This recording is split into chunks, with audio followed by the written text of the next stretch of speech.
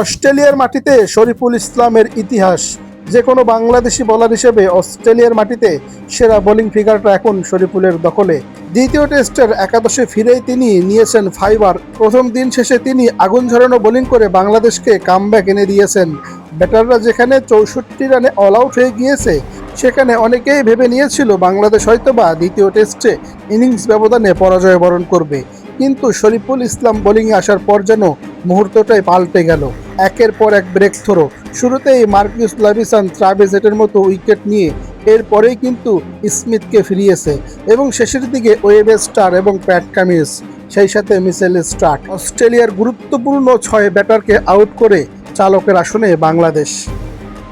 শরীফুল ইসলামের কথা বলতেই হচ্ছে, তিনি টেস্ট ক্রিকেটটাতে কামব্যাক করে দ্বিতীয় টেস্টে ইবাদতের জায়গায় সুযোগ পেয়ে যেন সেই সুযোগটা কাজে লাগিয়েছে শরীফুল ইসলাম।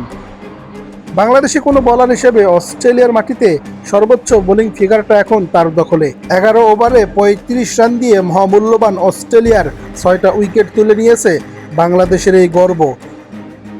স্টিভেন স্মিথ কিন্তু ভয়ঙ্করভাবে ব্যাটিংটা শুরু করছিলেন, সেখান থেকে তাকেও কিন্তু এলবিডব্লিউর ফাঁদে ফেলিয়ে আউট করেছে। মার্কিউস লাভিসান ট্রাভিস হেডদের মতো ব্যাটারকে আউট করে স্বস্তি এনে দিয়েছেন শরীফুল ইসলাম। তো বাংলাদেশ প্রথম দিন শেষে কিন্তু 101 রানে পিছিয়ে।